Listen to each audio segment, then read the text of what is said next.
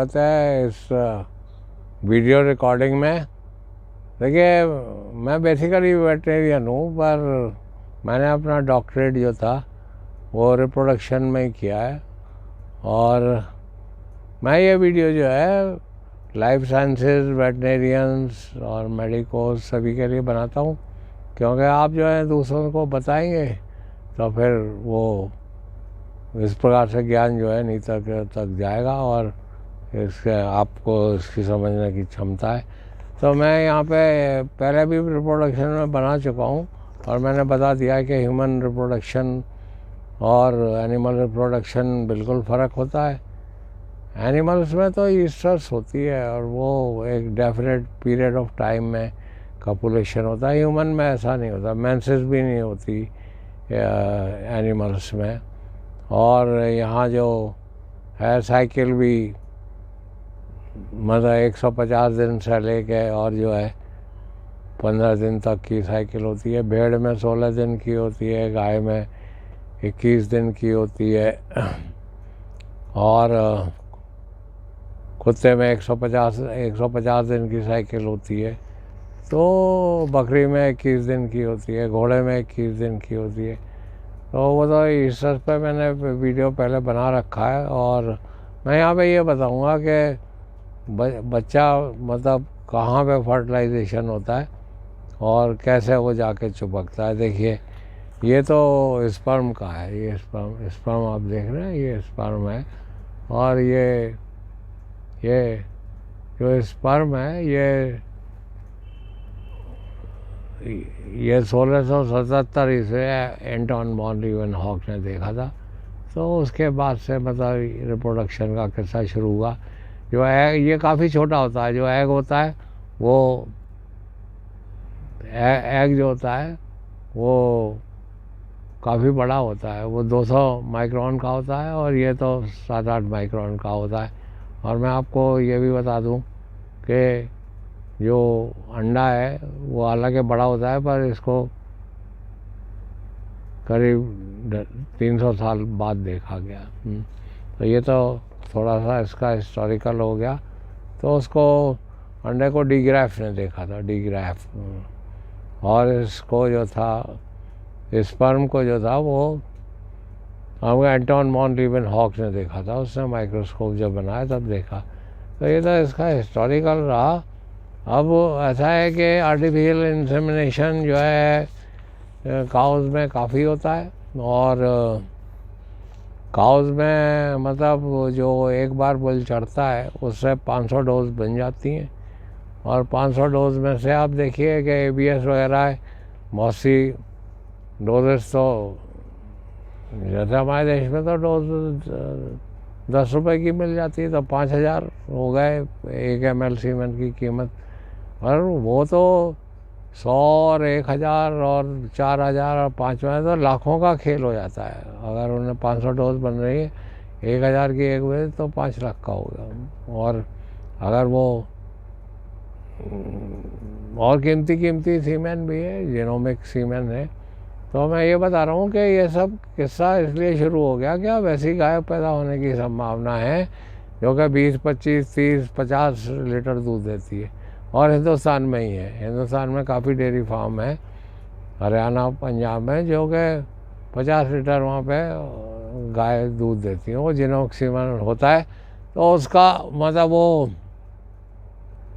मैंने अलग से वीडियो बना रखा है। बहरहाल ये जो सीमेंट होता है ये आर्टिफिशियल इंसेमिनेशन की टेक्निक द्वारा इसकी एनिमल की सर्विक्स में रख दिया जाता है। एनिमल की ये सर्विक्स है, ये सर्विक्स में रख दिया जाता है और मिड सर्विक्स में ही रखा जाता है। सर्विक्स को पार नहीं करते क्योंकि इसमें दोनों तरफ जो है बिल से होते हैं और उसमें सीमेंट घुस जाता है और वहाँ से उसका कैपेसिटेशन होता है। बहुत से AI वर्कर वो कहते हैं साहब मैंने गन पास कर दिया। अरे गन पास करेंगे कंसेप्शन आपका कम हो जाएगा। देखिए, जैसे मैं ये इसमें दिखा रहा हूँ, इसमें कैप होती है इसमें स्पर्म के ऊपर, इसको कैपेसिटेशन करते। जब तक ये कैप हटेगी नहीं तब तक जो है वो फर्टिलाइजेशन नहीं होगा। तो ये समझने की बात है।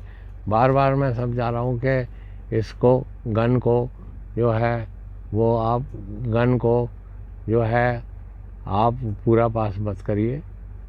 वो काफ़ी लोग चिंतित रहते हैं कि साहब हिफारेगन पास हो ही नहीं रही तो मैं क्या करूं। तो कुछ मत करिए, उसको वहीं पे मुंह पे छोड़ दीजिए। वो तो 4 बूंद होता है सीमेंट, 3 बूंद होता है बस। वो कुछ वापस निकल के नहीं आएगा, वो सीधा उसमें चला जाएगा। पाँचों जो बाद में वो तोड़ा करती है, वो पेनिस को अंदर जाने के लिए वजाइना अंदर से सक्रीशन होता है।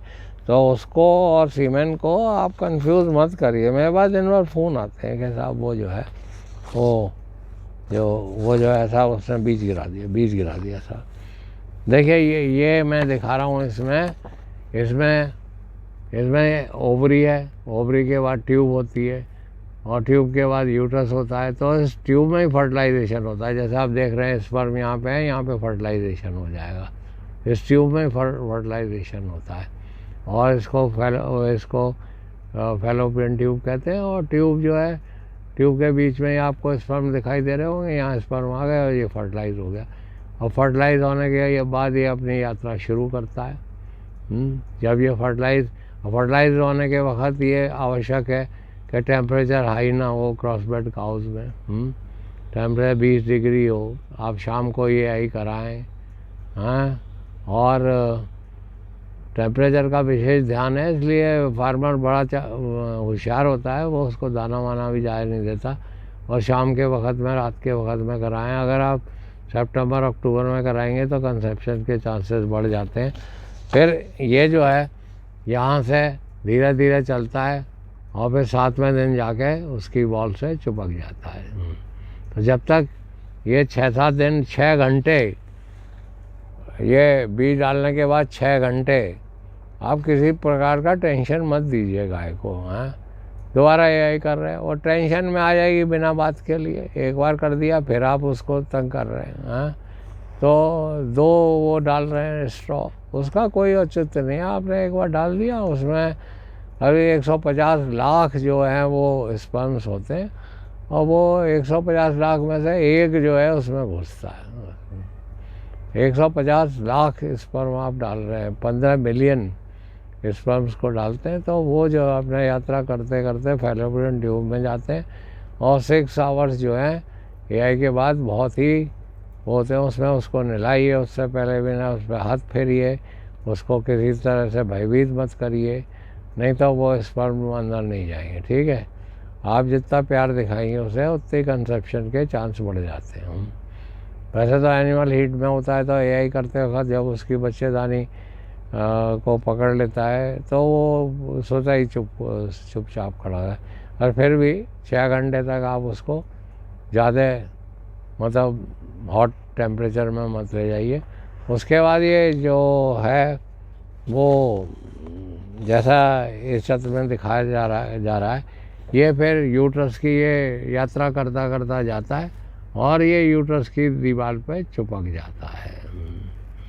यहाँ एम्ब्रियो ट्रांसफ़र करते हैं तो उस वक्त क्या करते हैं कि चिपकने से पहले ही इसको कलेक्ट कर लेते हैं। खैर वो विषय अलग है। बस 7 दिन तक ये चिपकता नहीं है, ये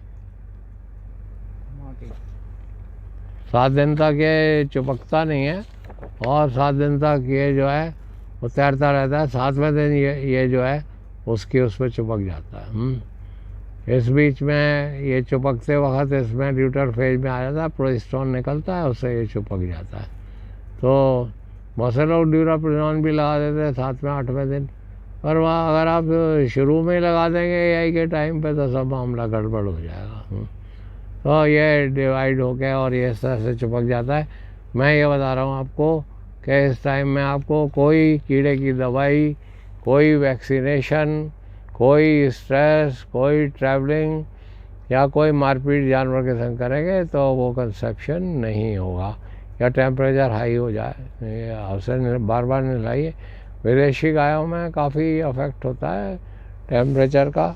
और ये देखिए ये फर्टिलाइजेशन है, ये फर्टिलाइजेशन आपको दिखा रहा हूँ। इसमें कैपिटुलेशन जिसका हो गया 15 लाख स्पर्म में से एक स्पर्म घुस रहा है, केवल एक स्पर्म है। ये विविधता के लिए मतलब होता है। 15 लाख स्पर्म जो है क्योंकि कुदरत ये चाहती है कि विविधता हो। जब 15 लाख में से एक घुसेगा तो काफ़ी विविधता हो जाएगी। विविधता मतलब कुदरत जो है एक बार जो पैदा कर देती है उसको दोबारा पैदा नहीं कर देता। जो जैसे मैं अथैया हूँ तो एक बार पैदा हो गया, अब अथैया पैदा नहीं होगा बस। हाँ, क्योंकि एक से आदमी पैदा हो जाएंगे तो फिर गड़बड़ हो जाएगी। तो मैं ये बता रहा हूँ कि ये जो है यहाँ पे एक घुस जाता है और फिर उसके बाद ये सील हो जाता है। तो ये फर्टिलाइजेशन है। अगर आप इस समय ये जो उसकी लाइफ होती है स्पर्म की लाइफ 72 घंटे होती है और एक की लाइफ जो है वो 24 घंटे होती है। तो आप जब हीट में आती है उसके 18 घंटे बाद अगर आप कर देंगे तो वो हो जाएगा। पर ये बड़ा आवश्यक है कि आप टेम्परेचर का वो देखे रहें और इसको मिड सर्विक्स ही छोड़ें और फिर 6 दिन तक पशु की काफ़ी वो रखें और 6 हफ्ते तक उसका कोई वैक्सीनेशन, डीवर्मिंग, मतलब टेरामाइसिन लगा देते हैं। टेरामाइसिन टेट्रोजेनिक है। कोई भी एंटीबायोटिक या मतलब एंटीसेप्टिक या कोई कुछ भी चीज़ मत डालिए, अन्यथा उसमें जो है आपका डिस्टर्बेंस हो जाएगा।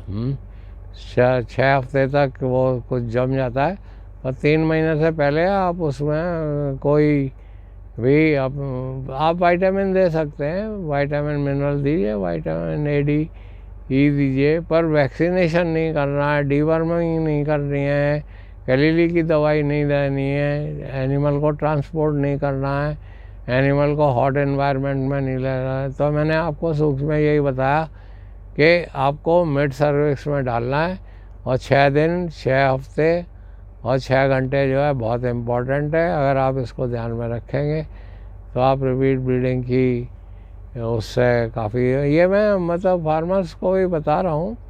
और फार्मर तो बहुत ही होशियार होता है, वो पहले से ही उसे दाना कम देगा जिससे हीट ना हो जाए।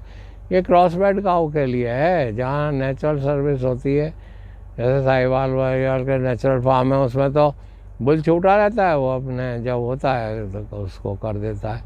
तो इसमें ये ज़रूरी है कि आप कभी कभी अंडा नहीं निकलता है ओवरी में से, तो उसमें आप रिसेप्टर का प्रयोग करिए। उसके मेरे वीडियो हैं और मेरा प्लेलिस्ट भी है। कौन सी प्लेलिस्ट है? हमारी रिप्रोडक्शन की प्लेलिस्ट है, वो इससे नीचे अटैच है, आप उसको देख लिए।